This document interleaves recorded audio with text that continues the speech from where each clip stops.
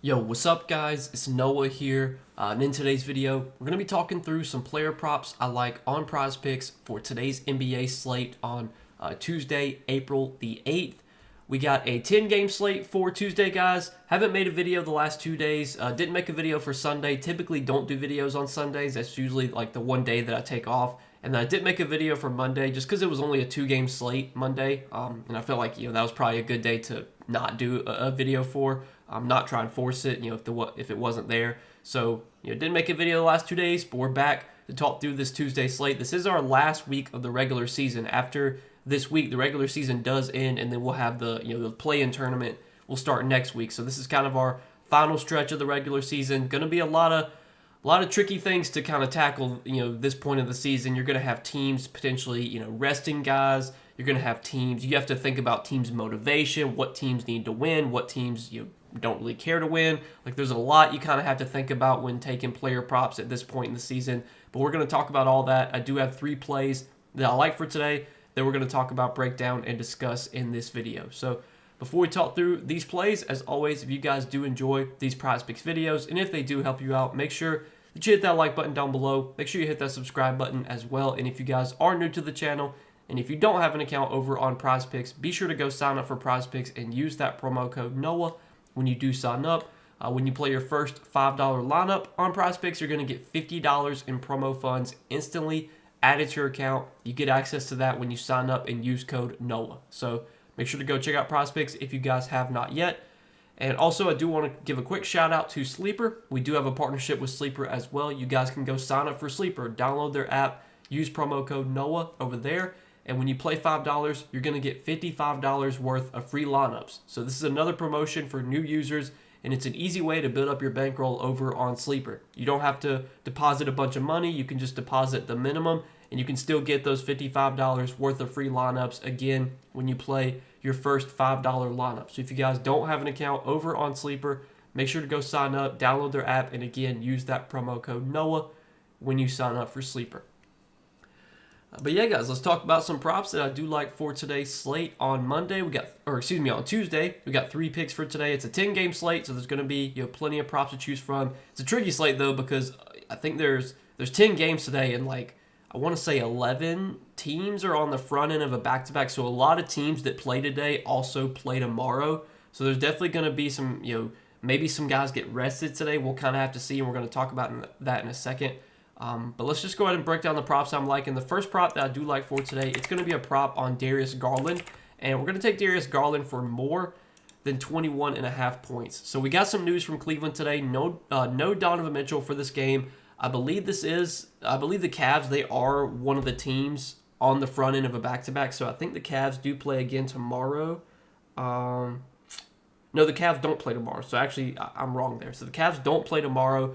But they are going to be resting Donovan Mitchell for this game. We've kind of seen Cleveland, resting guys like every game. Like, Donovan Mitchell rest a game. Next game, maybe like Evan Mobley rest, or maybe Darius Garland rest. Then the next game, maybe they'll rest someone else. Like, they've kind of been resting guys lately because Cleveland does pretty much they've got the 1 seed locked up. I'm pretty sure, if I'm not mistaken.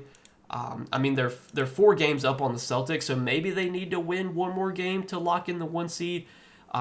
But right now, we haven't seen Cleveland, we haven't seen them, take their foot off the gas pedal. Like, when the guys are playing, they're pretty much playing normal minutes. Like, it's not like Cleveland is just playing guys like half the game. Now, they did actually do this the other day with Jared Allen. They only played Jared Allen like the first half.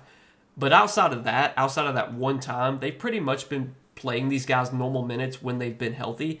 And I think we can just assume that, with Darius Garland playing today, that he is going to play normal minutes here. I mean, if you just look at his minutes lately, last game against Sacramento, he played 31.5 minutes. Against San Antonio, 33.5 minutes. 32 minutes against the Knicks. 32 minutes against the Clippers. 34 minutes against Detroit. Like, he's consistently been playing 32 to 34 minutes. Now, this game does have an 11.5 point spread against the Bulls. So I guess there is, a little bit of blowout risk here. But without Donovan Mitchell, we should see the offense really condensed around Evan Mobley, Darius Garland, Jared Allen, like the main guys. And Darius Garland has been a big beneficiary this season without Mitchell. He's historically been a big beneficiary when Mitchell has been off the floor. this season, Darius Garland has a 27% usage rate, 27.3%, which is second highest on the team behind Donovan Mitchell, obviously. When you take Donovan Mitchell off the floor, and if you look at the minutes that Garland has played without Mitchell, in those minutes, his usage rate does shoot up a good amount. I think it goes up to 30.4%. So 30% usage rate for Darius Garland this season with Mitchell off the floor. And if you look at the games he's played without Mitchell, there have been 7 games total that Garland has played without Mitchell this season. In those games, 25 points, 40 points, 25 points, 13 points, 30, 20, 27 points. So he's gone over this line in 5 out of 7 without Mitchell. The 2 games he went under, he shot 7 for 17, and the other game he shot 4 for 16, so not very good shooting games. But he's had a ton of volume. Like, he's clearly been more aggressive offensively in the games that he's played without Mitchell. In those games, 16, 22, 18, 16, 24, 17, 19 field goal attempts. So, like, he's taken a ton of shots. The matchup's also great against the Bulls. The Bulls play at one of the fastest paces in the league. I think the Bulls are top 5 in points allowed to point guards. Great matchup here for Darius Garland. No Donovan Mitchell should mean a really big role for him. And like I said, even though Cleveland pretty much has the 1 seed locked up, they really haven't been doing any shenanigans, with their guys. Hopefully that doesn't happen today. They did play Jared Allen only the first half the other day.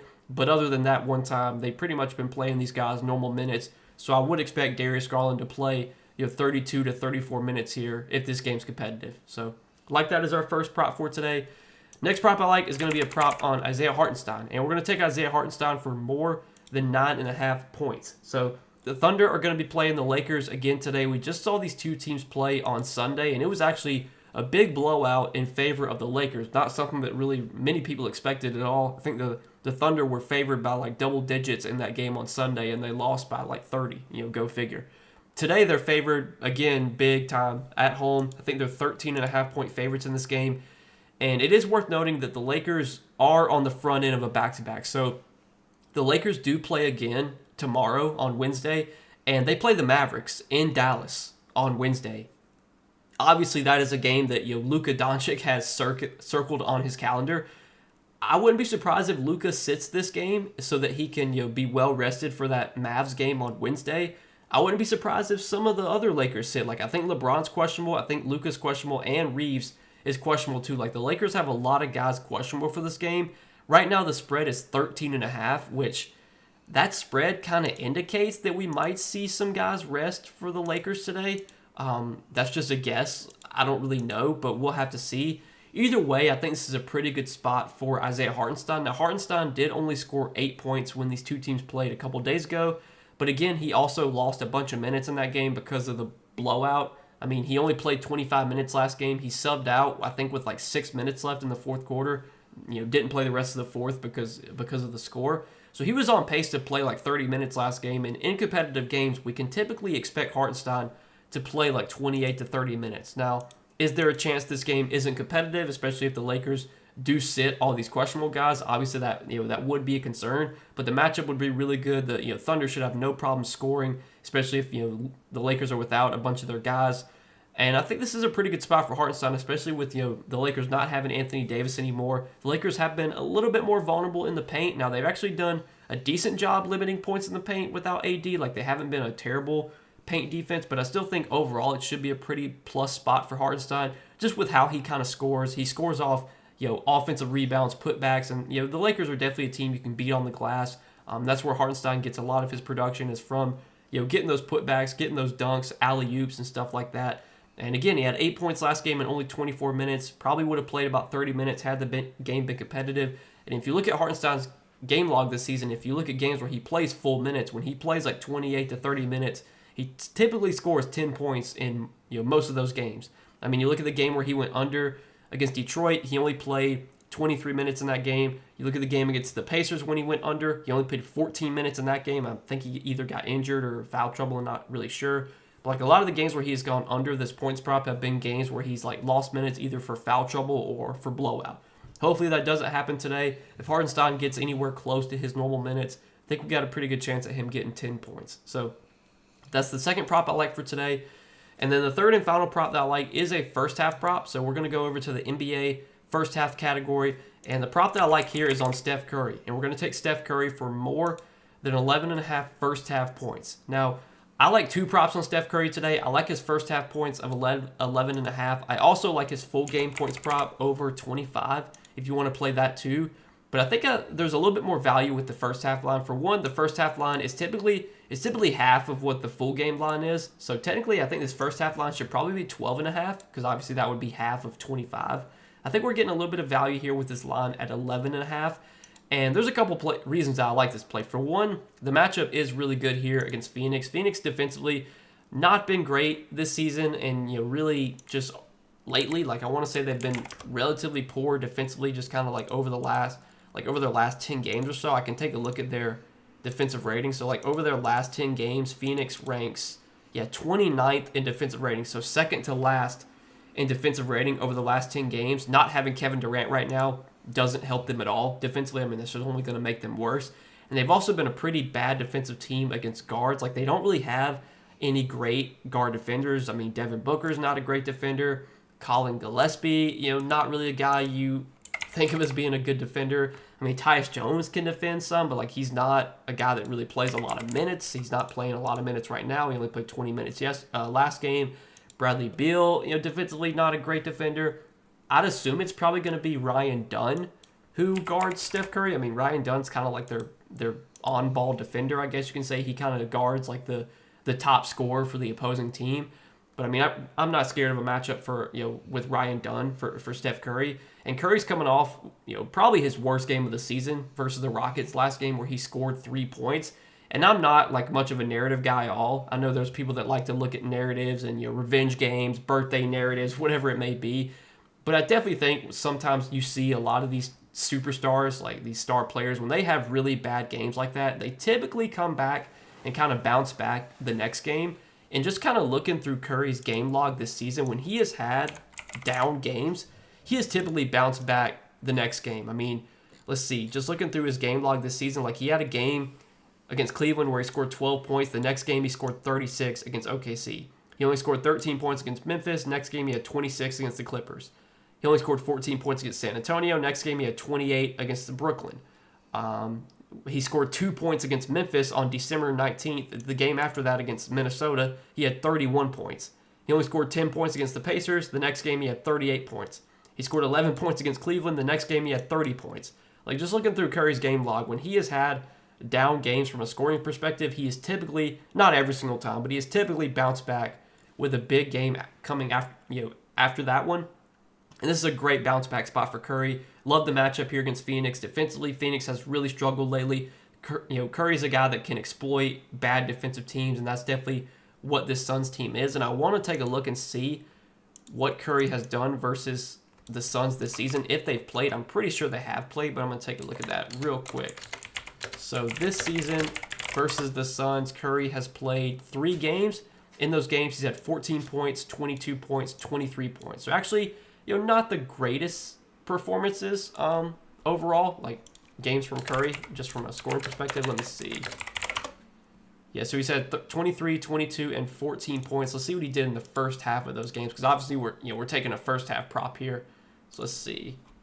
In those games, first half, he had 2 points, 15 points, and 2 points. So that's a little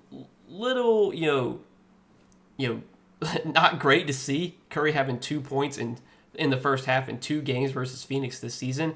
But like both those games, I mean, he just shot terribly. 0 for 5, 0 for 3 from 3, 1 for 5, 0 for 2 from 3.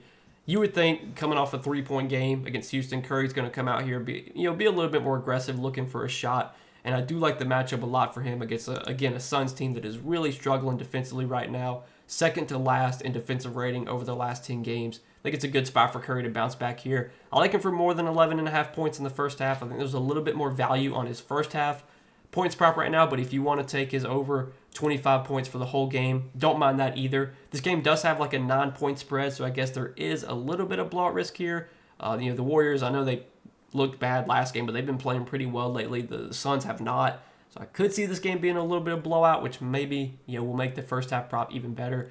But yeah, I do like that as our 3 plays For today, guys, we're going to take Darius Garland for more than 21.5 points, Isaiah Hartenstein for more than 9.5 points, and Steph Curry for more than 11.5 points in the first half. So we got 3 plays for this 10-game Tuesday slate. As always, I appreciate you guys watching these Prizepicks videos. Make sure to hit that like button down below if you enjoy these videos. Hit that subscribe button as well. And if you guys don't have an account over on Prizepicks, be sure to sign up. Use that promo code NOAH. And when when you do sign up for Prizepicks and when you play your first $5 lineup, you're going to get $50 in promo funds instantly added to your account when you use that code NOAH. So check them out if you have not yet. But good luck as always, guys. Thanks for watching the videos. Let's win some money tonight, and I will see you guys in the next one. Peace.